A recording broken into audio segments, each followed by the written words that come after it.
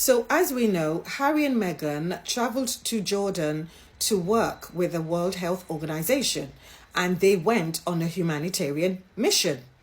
And they met with officials, they advocated for aid access, they visited a refugee camp, and they used their platform to draw attention to genuine crises that's affecting real people.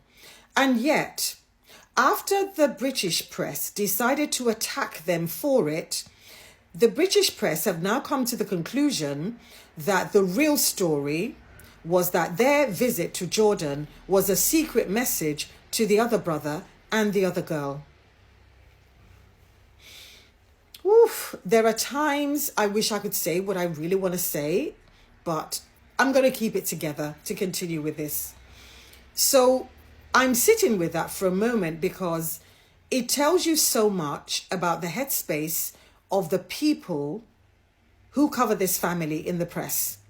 Now, a royal author apparently told the Mirror, so the Mirror is a newspaper in the UK, so this person told the Mirror that the Jordan trip appears to be part political and part message, and asked whether it was a secret message to the other girl and the other brother, or was it a blatant message? Yes. She then concluded that the not so secret message is that Harry and Meghan are saying that they are here, they can help, and they can do this together with the institution. Huh? There is deluded and there is delulu. But let me be very clear about what just happened. Harry and Meghan were invited to Jordan by the Director General of the WHO.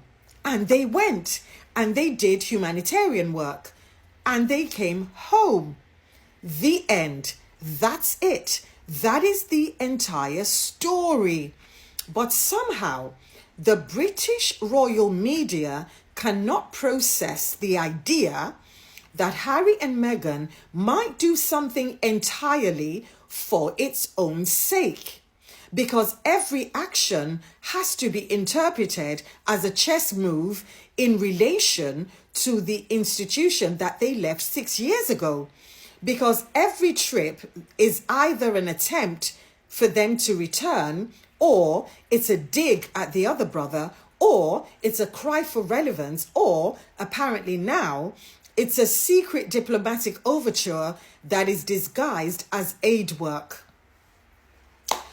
I want to hold your hand and with a napkin, actually, no, I'm going to hold your hand with a sanitized napkin in between when I say that Harry and Meghan, they left. They want nothing to do with the institution. Their work is not about the institution. Their work is about them as people. Their work is about their values. Their work is about making the world a better place.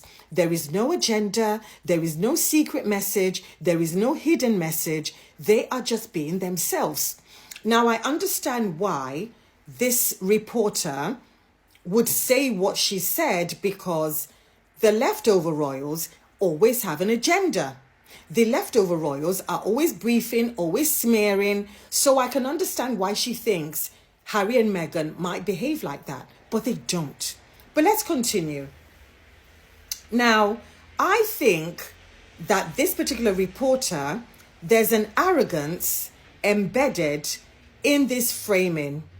And the arrogance is actually breathtaking when you look at it, because it assumes that Harry and Meghan's entire existence is orientated around the royal family. That they wake up in the morning thinking about the other brother and the other girl. That a 2-day WHO mission in the Middle East was actually carefully coded communication to a man in Windsor who cannot be bothered to open up his Duolingo app. Yes.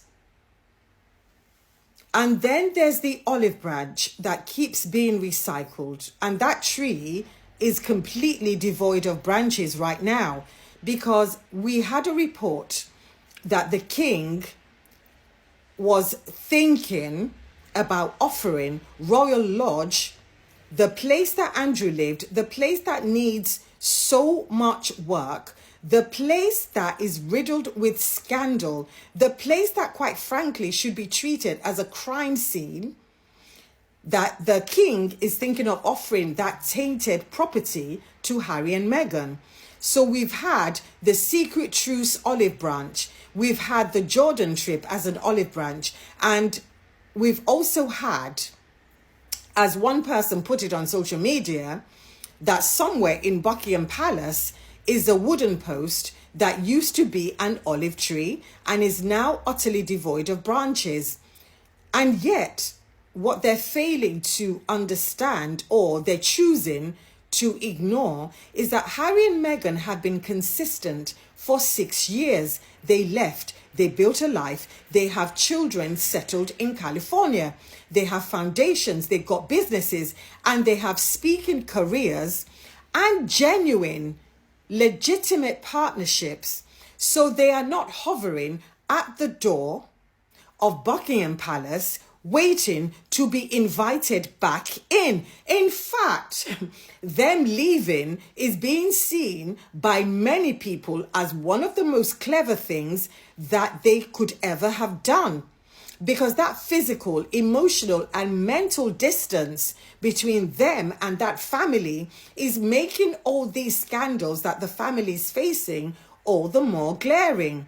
And this is what I really think is driving the narrative of, oh, Harry and Meghan's trip is a secret message. I think the institution desperately needs Harry and Meghan. And they need Harry and Meghan far, far more than Harry and Meghan need them. And the Andrew scandal is absolutely consuming the royal family. The scandal has consumed whatever goodwill that the royal family had left.